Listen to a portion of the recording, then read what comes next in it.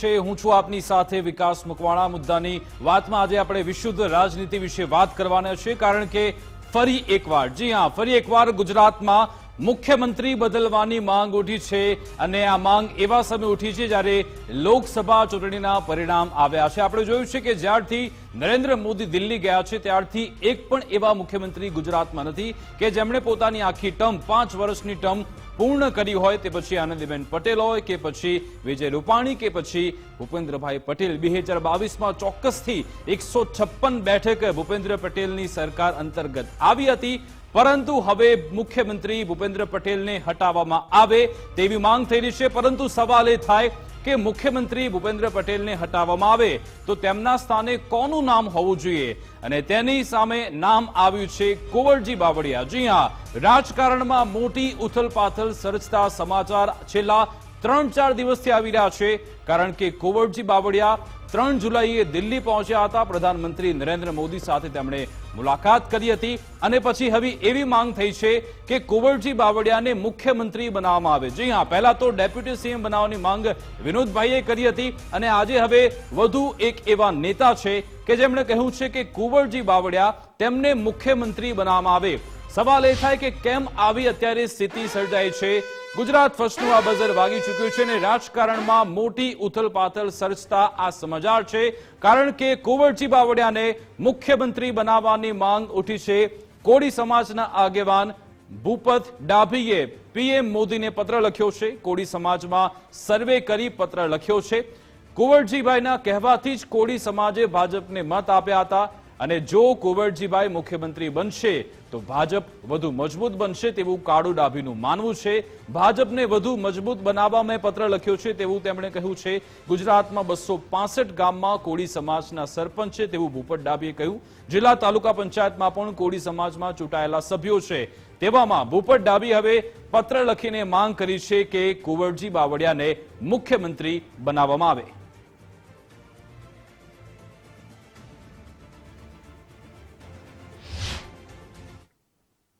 જો બધા એવું ઈચ્છતા હોય કે કુંવરજીભાઈ જેવો નિષ્ઠાવાન ને સારો માણસ મુખ્યમંત્રી બને તો એમાં ભાજપ મજબૂત થાય, અને ભાજપને મજબૂત કરવા માટે અમે વડાપ્રધાનને પત્ર લખ્યો છે અને એ ઉપર ગંભીરતા નોંધ લઈ અને હાલવું જોવે। અને 265 સરપંચો કોળી સમાજના છે અને વધારેમાં વધારે જિલ્લા પંચાયત તાલુકા પંચાયતમાં કોળી સમાજના ચૂંટાયેલા સભ્યો છે। બાવળિયા સાહેબ, કુંવરજીભાઈ જેવા બાવળિયા સાહેબ જો નીતિ ધર્મથી માનતા હોય અને એના જેવો નિષ્ઠાવાન માણસ મુખ્યમંત્રી બને તો ભાજપ આમાં મજબૂત થાય, એ એટલા હેતુ ખાતર મેં આપ્યું છે। અખિલ ભારતીય કોળી સમાજના અને સર્વ સમાજના લોક હૃદયમાં સ્થાન ધરાવતા કુંવરજીભાઈ બાવળિયાને મુખ્યમંત્રી બનાવવાની માંગણી કરી છે। કુંવરજીભાઈ બાવળિયા 7 વખત ધારાસભ્ય પદે ચૂંટાણા છે, 1 વખત સંસદ સભ્ય તરીકે ચૂંટાણા છે।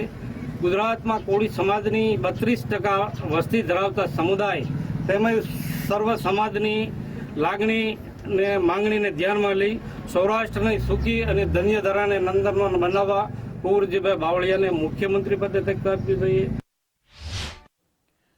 તો આ બધાની વચ્ચે કુંવરજી બાવળિયાનું નિવેદન પણ જાણવું ખૂબ જરૂરી છે। કુંવરજી બાવળિયાને પ્રશ્ન પૂછાયો કે શું આ બધી ચર્ચાઓ ચાલી રહી છે, ત્યારે તેમણે કહ્યું કે કોઈ હિતેચ્છુ આ પ્રકારની વાત કરે તેમાં કોઈ દમ નથી, હાઈકમાન્ડ આ બધું નક્કી કરે છે। કોઈ માંગણી છે નહીં, કોઈ લોકોએ આ તો ઊભું કરેલી વાત છે। જે નિર્ણય કરવા તો હાઈકમાન્ડ કરે, કોઈ માંગણી થોડી વાત છે, બિન પાયા વિહોણી વાત છે। એટલે કોઈ કદાચ મારો હિતેચ્છુ હોય એને ક્યાંક ખાલી મૂકી દીધો, બાકી કોઈ વાત છે જ નહીં। તો આજ અંગે આપણે ચર્ચા કરીશું। અમારી સાથે ગેસ્ટ પેનલ ઉપસ્થિત છે। જગદીશ મહેતા વરિષ્ઠ પત્રકાર જોડાઈ ગયા છે, પત્રકાર દિલીપ ક્ષત્રિય પણ અમારી સાથે જોડાઈ ગયા છે। આ બંનેનું ગુજરાત ફર્સ્ટમાં સ્વાગત છે। સૌપ્રથમ જગદીશભાઈ, આપની પાસે આવવા માંગીશ કે આ જે ફુગ્ગો ઉડ્યો છે હાલ ગુજરાતમાં મુખ્યમંત્રી બદલવાનો અને કુંવરજી બાવળિયાને અત્યારે આગળ કરાઈ રહ્યા છે, તેની પાછળનું રાજકારણ આપ શું જોઈ રહ્યા છો? આ બધા જે સંકેત મળી રહ્યા છે તે શું છે? अब हर विजिट ભારતીય જનતા પાર્ટીમાં આ પ્રકારની મુવમેન્ટ જ્યારે શરૂ થાય તો એ ફાયદાકારક ઓછું, નુકસાનકારક વધુ થાય। કુંવરજીભાઈ બાવળિયાને અત્યારે ધારાસભ્ય છે અને મંત્રી છે તેમ છતાંય લોકસભાની ચૂંટણી વખતે ભારતીય જનતા પાર્ટીના હાઈકમાન્ડે એમ કીધું હતું કે તમે સુરેન્દ્રનગરથી લોકસભાની ચૂંટણી લડો, એટલે તમે સંસદ સભ્ય બનીને ત્યાં દિલ્હી આવો એમ. પરંતુ કુંવરજીભાઈ બાવળિયા જે છે એ અત્યંત મહત્વાકાંક્ષી અને સમજણવાળા પણ નેતા છે. એણે કીધું કે મારે ગુજરાત ભલું છે, હું દિલ્હી આવવા માંગતો નથી, કારણ કે સંસદ સભ્ય હોવું અને ગુજરાતના મંત્રી હોવું એમાં આસમાન જમીનનો ફેર છે. મંત્રી હોવાથી એની સહીથી કાંઈ પણ થઈ શકે. સંસદ સભ્યમાં જો દિલ્હીમાં મંત્રી બને તો ઠીક, અને એ દિલ્હીમાં બને તો અહીંયા આપણા ગુજરાતના લોકોને ન્યા મંત્રી બને એમાં બહુ લાંબો કંઈ બહુ ફાયદો થતો નથી. પણ ગુજરાતમાં ને ગુજરાતમાં હોય અને જો મંત્રી હોય તો 5 કામ સમાજના સારા વર્ષા થઈ શકે, પોતે ધારે તેમ થઈ શકે, એનો રૂતબો જળવાઈ રહે, મત વિસ્તારમાં એના મતદારો જે છે એની ઉપરનો પ્રભાવ જળવાઈ રહે, વગેરે વગેરે. એટલે એણે સવિનય કહી દીધું હતું ગુજરાત હાઈકમાન્ડને કે મારું વંદરા વંશે રૂડું, હું વૈકુંઠ નહીં આવું, મારે દિલ્હી આવવું નથી. ત્યારથી આપની જાણ ખાતર ગુજરાત ભારતીય જનતા પાર્ટીના હાઈકમાન્ડમાં કુંવરજીભાઈ બાવળિયા એ થોડાક નિશાને ઉપર છે. અત્યારે જે મુવમેન્ટ ચાલે છે શું છે ખબર છે? મોતને બાંધો ને તો તાવ આવે, કે તમે મુખ્યમંત્રી બનાવો એવી રજૂઆત કરવામાં આવે સમાજ તરફથી કે ભાઈ 265 ગામડામાં સરપંચો અમારા છે, 32% અમારી જનસંખ્યા છે, ઓબીસીમાં ગણાય છીએ, પાટીદાર પછી સૌથી મોટો વર્ગ અગર હોય, પાટીદાર કરતાંય મોટો તો કોળી સમાજ છે. આ બધી વાત સાચી, પરંતુ કુંવરજીભાઈને સીએમ કે ડેપ્યુટી સીએમ બનાવવાનું ગુજરાતી એ છે કે કમસે કમ મંત્રીમંડળમાંથી પડતા મૂકતા નહીં.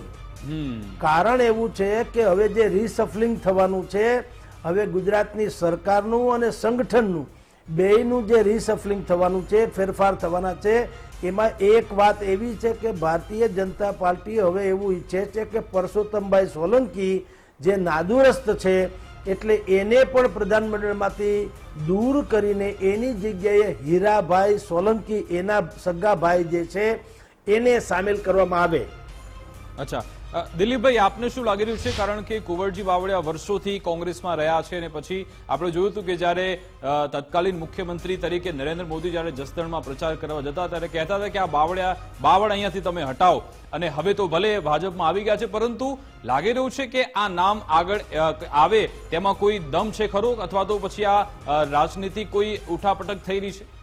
જો સીધી વસ્તુ છે, હું આટલા વર્ષથી રાજકારણના પત્રકારત્વ ક્ષેત્રે સંકળાયેલો છું. એક વસ્તુ ગુજરાત ભાજપ વિશે હું સ્પેસિફિક કહી દઉં કે જેનું નામ ચાલે ને ક્યારે ભાજપમાં કશું મળતું નથી. ભાજપમાં જો મુખ્યમંત્રી બનાવવાનો હોય ને એ પાછળના આપણે કિસ્સા જોઈ લઈએ, ભૂપેન્દ્ર પટેલ હોય, વિજય રૂપાણી હોય કે આનંદીબેન હોય, નરેન્દ્ર મોદી ગયા એના પછીથી જેટલા પણ મુખ્યમંત્રી બન્યા છે, કોઈ પણ બધાએ જો ઓલું ગેસ અને નામ અને રમતા બધું જ મૂકેલું, પણ એવા નામો આયા હંમેશા કે જે કોઈએ ક્યારેય વિચાર્યું નહોતું.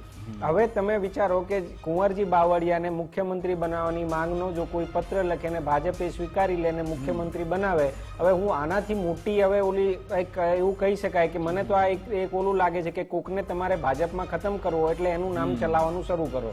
આ એવું મને ક્યાંક લાગે છે કે ભાઈ કુંવરજી બાવળિયાને આગળ ઓલું મૂર્તિયા તરીકે કરી દીધો કે ભાઈ કુંવરજી બાવળિયાને બનાવી દો. પણ આની પાછળનું જે એક ટેકનિકલ કારણ મને લાગે છે કે હવે છે ને જો ગુજરાતમાં પંચાયત અને કોર્પોરેશનની ચૂંટણીઓ આવવાની છે, એમાં છે ને એક ઓબીસી વાળો મુદ્દો છેલ્લા ઘણા લાંબા સમયથી ચાલે છે. ગુજરાતના ભાજપના જે પ્રદેશ પ્રમુખ બદલાવાના છે એમાં પણ ચર્ચા એવી થઈ રહી છે કે ઓબીસી પ્રદેશ પ્રમુખને બનાવવામાં આવે. હવે એવા સમયે આ એક સમજી વિચારીને ચલાયેલું એક ઓબીસી કાર્ડ છે કે આ ઓબીસી પ્રેશર ટેકનિક છે કે ભાઈ કમસે કમ અમારું મહત્વ અને વર્ચસ્વ રહેવું જોઈએ, અને પંચાયત અને આની ચૂંટણીઓ પહેલા આ આખી એક શરૂઆત થઈ છે અને કદાચ જુદા જુદા સ્વરૂપે આગળ વધે એવું પણ મને લાગે છે. પણ આમાં જે કુંવરજીભાઈ વાળી વાત છે કે ભાઈ એમને મુખ્યમંત્રી બનાવવામાં આવે, એમને આગળ લઈ જવામાં આવે, પણ એ હું મુદ્દાને નથી જોતો કે ભાઈ ભાજપ ક્યાંક આમને કન્સિડર કરે, અને જો કન્સિડર કરતું પણ હશે તો હવે કદાચ નહીં કન્સિડર કરે. કારણ કે જે વસ્તુ ચાલી ગઈ જે અને એમાં એવું મને લાગે છે કે ભાજપનું હાઈકમાન્ડ એવું માને છે કે જે માંગે ને અમે આપીએ તો કદાચ હાઈકમાન્ડ નબળું દેખાય, એટલે આ નબળું નહીં દેખાવા માટે હંમેશા એવું કહેવાય છે કે ભાઈ જે ચાલે ને એને તો નહીં જ આપવાનું, એવા વ્યક્તિને આપવાનું જે કશું માંગતો નથી. એટલે એમાં છે આખી આ વસ્તુ આવી છે ને છેલ્લા ઘણા સમયથી આ ચાલી રહ્યું હતું. એટલે આ થાય તે થાય ફલાણું, પણ હું આ એવું માનું છું કે આ સમજી વિચારીને ક્યાંક કુંવરજી બાવળિયાની સાઇડલાઇન કરવા માટેનો એક પ્રયત્ન હોય એવું લાગે છે. અચ્છા જગદીશભાઈ, આપને લાગી રહ્યું છે કે ગુજરાતમાં મુખ્યમંત્રી બદલાય તેવી સ્થિતિ છે? કારણ કે આપણે ગુજરાત જ્યાં ભાજપ જ્યાં સત્તામાં છે, આપણા પાડોશી રાજ્ય રાજસ્થાનની વાત કરી લો, મધ્યપ્રદેશમાં બમ્પર જીતથી ત્યારબાદ પણ મુખ્યમંત્રી બદલાઈ ગયા, છત્તીસગઢના બદલ્યા, હરિયાણાના બદલી નાખ્યા, કર્ણાટકમાં બદલ્યા, ઉત્તરાખંડમાં બદલ્યા. તો શું ગુજરાતમાં આ કોઈ ફોર્મ્યુલા અપનાવાય તેવું આપને લાગી રહ્યું છે ખરા, કે પછી આ જ મુખ્યમંત્રી રહેશે? જુઓ, રહેશે તો ભારતીય જનતા પાર્ટીને ઘણું નુકસાન થશે. આ સીધી વાત કરું, આપણે કોઈ એના રાઇવલ નથી. ભૂપેન્દ્રભાઈ અજરા અમર રહો, એમાં વાંધો નથી, પણ બજારમાં જે સ્થિતિ છે એ જોતા અત્યારે ભારતીય જનતા પાર્ટીમાં એન્ટી ઇન્કમ્બન્સી જે કહેવાય, સરકાર વિરોધી વલણ, એ સમૂચા ગુજરાતમાં એકદમ પલપી રહ્યું છે. આપની જાણ ખાતર એમાંય તે જેટલી કરુણાંતિકાઓ બની છે, કચ્છની તક્ષશિલાથી માંડી, વડોદરાની હરણી કે અમદાવાદ કાંકરિયા કે રાજકોટનો ટીઆરપીથી માંડીને કોવિડ હોસ્પિટલ અને મોરબીનો પુલ, આવી બધી જે કરુણાંતિકાઓ બની છે એમાં જે મૂળ જે દોષિતો છે, જે મૂળ વિલન છે કે અપરાધીઓ છે, એ મગરમચ્છોને બચાવી લેવામાં આવ્યા અને મગતરાને ચડાવી દેવામાં આવ્યા.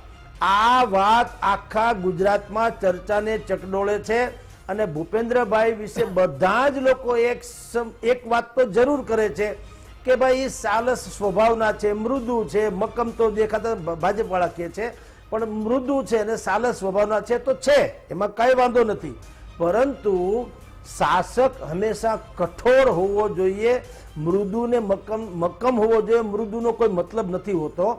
મૃદુ હોય કોની ઉપર, જ્યાં પણ કરુણા વરસાવવાની હોય ત્યાં પ્રત્યે એ મૃદુ હોવા જોઈએ. અને જે પીડિતો, જે પીડા આપનારા લોકો છે, દોષિતો છે, દંડિત જેને કરવા જોઈએ, એની ઉપર તો એ મક્કમ હોવા જોઈએ. સ્વામી સચ્ચિદાનંદ મહારાજે કીધું છે કે ઉચિત વ્યક્તિનું યોગ્ય સમયે સન્માન અને દોષિતોનું ધડારૂપ અપમાન એટલે કે દંડિત નહીં કરે એવા સરકાર કે સમાજનું કોઈ ભવિષ્ય હોતું નથી. ભૂપેન્દ્રભાઈ કમસે કમ આ ટેરેટરીમાં વાત કરો, બાકી બધું એને લુગડે ડાઘ નથી સમજ્યા. પણ આ જે પ્રજા ઈચ્છે છે, સલામતી ઈચ્છે છે અને અપરાધી તત્વોની સજા ઈચ્છે છે, એમાં તો ભૂપેન્દ્રભાઈ સરેઆમ નિષ્ફળ ગયા હોય એવું લાગે છે. એટલે બધાના મગજમાં એવું છે કે કદાચ સીએમ બદલાય તો એ કઈ અચરજ નથી અને બદલાશે ટોપ ટુ બોટમ. સરકારમાંય બદલાવો જરૂરી છે, સંગઠનમાંય બદલાવો જરૂરી છે. આપણે અનેકો વખત ચર્ચા કરી છે કે અત્યારે 17 સભ્યોનું પ્રધાનમંડળ છે, પણ તમે ગુજરાતમાં સર્વે કરી લ્યો, કોઈને પૂછો કે 5મા મંત્રીનું નામ આપે, મોબાઈલમાં જોયા વગર નહીં આપી શકે.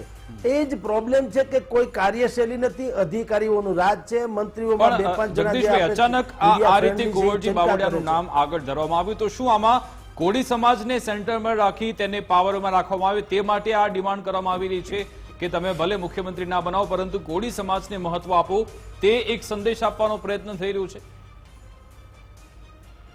મેં એ જ આની પહેલા કીધું કે કમસે કમ પડતા મૂકતા નહીં એમ. તમે મોતને બાંધો તો તાવ આવે, સીએમ ન બનાવો તો કઈ નહીં, મંત્રી છે એ તો રહેવા દેજો, એવી વાત છે. શું કામ? હીરાભાઈ સોલંકી, પરસોત્તમભાઈ રૂપાલાના સગાભાઈ હીરાભાઈ સોલંકી ધારાસભ્ય છે. હવે પરસોત્તમભાઈની જગ્યાએ ભારતીય જનતા પાર્ટી એને આગળ કરવાના છે. પરસોત્તમભાઈના દીકરી પણ ભાવનગરમાં જે છે એ પણ શિક્ષિત છે, યુવાન છે, સક્રિય છે, એને પણ સંગઠનમાં ક્યાંક સમાવેશ કરવામાં આવે એવી વાતો છે. એટલે આ બધા પ્રકરણોને કારણે કુંવરજીભાઈને એમ લાગે કે હવે જો કોળીના ચહેરા તરીકે, પરસોત્તમ સોલંકીના વારસદાર તરીકે બીજા હીરાભાઈ સોલંકી અથવા તો એની બેન, આ બધા જો આવવાના હોય તો સંભવ છે કે એક કોમ્યુનિટીના 2 લોકોને કે 2 થી વધુ લોકોને બહુ સારી પોસ્ટ ઉપર રાખવું ભારતીય જનતા પાર્ટીને પણ ઉચિત ન લાગે. એટલે કુંવરજીભાઈએ સત્તા ભોગવી લીધી છે એમ કહીને એને જો સ્ટેપ ડાઉન કરવાની વાતો ચાલતી હોય તો એણે આ બુદ્ધિપૂર્વક આ એક પગલું ભર્યું છે. લાગતા વળગતાને કીધું અત્યારે ભૂપતભાઈ ડાભીનું નામ છે, પણ હજી ધીરે ધીરે માંધાતા ગ્રુપથી માંડીને બધાય ગ્રુપો આવશે અને કહેશે કે કુંવરજીભાઈ સિવાય કોઈ હાલે નહીં, કુંવરજીભાઈને રાખો. એટલે કે કમસે કમ મંત્રીમંડળમાંથી પડતા મૂકતા નહીં, આ પ્રકારની અત્યારે સ્થિતિ ચાલી રહી છે. પરંતુ જેમ અત્યારે દિલીપભાઈએ કીધું તેમ એ વાત હકીકત છે. મેં પહેલાં આપને કીધું હતું કે ભારતીય જનતા પાર્ટીમાં જે કોઈને હાંસિયામાં ધકેલાવાનું હોય, સામેથી ધકેલવો હોય તો એનું નામ તમારે આગળ કરી દો એટલે વાત થાય પૂરી. એટલે અત્યારે આ સ્થિતિ છે. બાકી ઉલટ પુલટ થાય ને કાલ સવારે આ મંત્રી બની જાય એ વાતની કોઈ અત્યારે સંભાવના નથી. અચ્છા દિલીપભાઈ, જે ગુજરાત ભાજપમાં જે સંકેત આપણને જોવા મળ્યા, એક તો લોકસભા ચૂંટણી પહેલા અને ત્યારબાદ જે ઉથલપાથલ જોવા મળી, થોડો જૂથવાદ જોવા મળ્યો, પછી સહકારી ક્ષેત્રે પણ જૂથવાદ આપણને જોવા મળ્યો અને પછી હવે આ સંકેત મળ્યો છે કે મુખ્યમંત્રી તરીકે કુંવરજી બાવળિયાનું નામ સામે આવે. તો આ બધી તમે ઘટનાઓને કઈ રીતે જોઈ રહ્યા છો? મૂળ છે ને, જો હું તમને કહું કે ભાજપમાં એક ઓલું કહી શકાય કે જે અંદરની લડાઈ છે ને, એમાં સૌથી મોટો એક વિખવાદ જે છે કોંગ્રેસમાંથી આવેલા લોકોનો વિખવાદ છે કે કોંગ્રેસમાંથી આવેલા લોકોને ભાજપમાં લવાય છે, લાવીને એમને મંત્રી પદ આપી દેવાય છે અને પછી આ વિશે તમે જુઓ કે ઘણી બધી જગ્યાએ વડોદરામાં પણ આખો આ વિવાદ થયો તો રાજીનામું આપ્યું પછી પાછા લોકસભાની ચૂંટણી પહેલા એવું ઘણી બધી જગ્યાએ થયું. અને હજી એ છે ને ઓલું એવું કહી શકો તમે કે ઉકળતા ચરુ જેવું છે કે ભાઈ એ હજી સપાટી ઉપર નથી આવ્યો. કુંવરજી બાવળિયાના કેસમાં પણ સેમ એ જ વસ્તુ છે કે એ કોંગ્રેસમાંથી આવેલા ભાજપમાં છે ને એ ક્યારના સત્તા ભોગવી રહ્યા છે. હવે તમે મિનિસ્ટર ઇન વેઇટિંગની વાત કરો કે જો જે વાતો ચાલી રહી છે કે ભાઈ હવે રીસફલ થશે ને એમાં તમે જુઓ કે જે 5 ધારાસભ્યો જીત્યા છે એ 5 કોંગ્રેસના છે જેમને ભાજપમાં લાવ્યા. એમાં અર્જુન મોઢવાડિયા છે, CJ ચાવડા છે. હવે આ બધાને પણ તમારે મંત્રી પદની વાતો, ચર્ચાઓ, અફવાઓ જે કંઈ પણ કહી શકો એ બધું ચાલી રહ્યું છે. એના સિવાય તમે જુઓ મિનિસ્ટર ઇન વેઇટિંગમાં અલ્પેશ ઠાકોર છે, હાર્દિક પટેલ છે અને બીજા ઘણા બધા લોકો. પણ આ જે નામો ચાલે છે ને એ બધા જ કોંગ્રેસમાંથી ભાજપમાં આવેલા લોકોના નામો ચાલે છે. એટલે ક્યાંક એવું છે કે ભાજપને પણ આ વસ્તુની ખબર હોય કે હાઈકમાન્ડને ખબર હોય એટલે કદાચ એમને એવું નક્કી કર્યું હોય કે ભાઈ કોંગ્રેસના મૂળના લોકોને કદાચ બિલકુલ ગુજરાત ફર્સ્ટનું બઝર વાગી ચૂક્યું છે ને વધુ એક રાજનીતિક ઘટનાક્રમ વિશે વાત કરીશું. ચૂંટણી બાદ પણ જૂનાગઢની જે રાજનીતિ છે તેમાં ઉકોળતો ચરુ છે. જી હા, આપ સૌને યાદ છે જૂનાગઢના સાંસદ રાજેશ ચુડાસમા કે જેમણે પરિણામ આવ્યા બાદ ખુલ્લો પડકાર ફેંક્યો હતો અને તેની સામે હવે કોંગ્રેસના પૂર્વ ધારાસભ્ય પૂંજા વંશ મેદાનમાં આવ્યા છે. પૂંજા વંશે કહ્યું કે સાંસદ પ્રજાના નહીં પાર્ટીના પ્રતિનિધિ છે તેવું લાગી રહ્યું છે, પરંતુ તેમણે પ્રજા માટે કામ કરવું જોઈએ. કોંગ્રેસને કહેતા હોય તો અમે હિસાબ કરવા તૈયાર છીએ, તમને પૂરેપૂરો હિસાબ અમે આપીશું.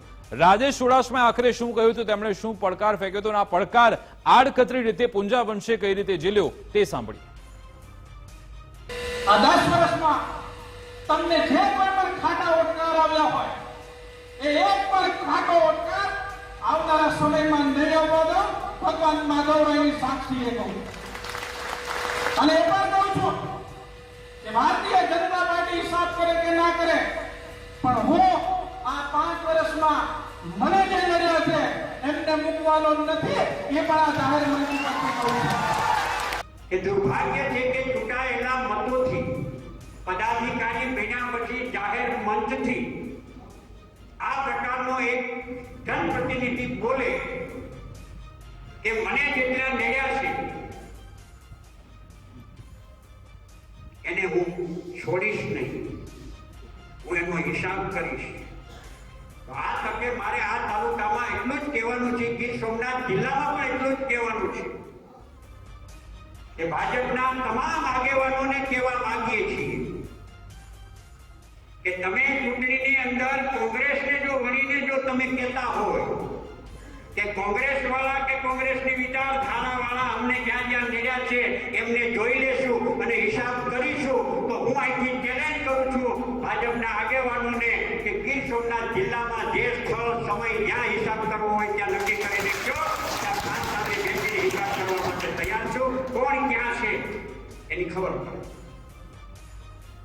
પગથી માથા સુધી કોણ ક્યાં કેમ છે એનો વાસ્તવિક હિસાબ કરવો હોય તો તૈયારી છે. આવો કોંગ્રેસ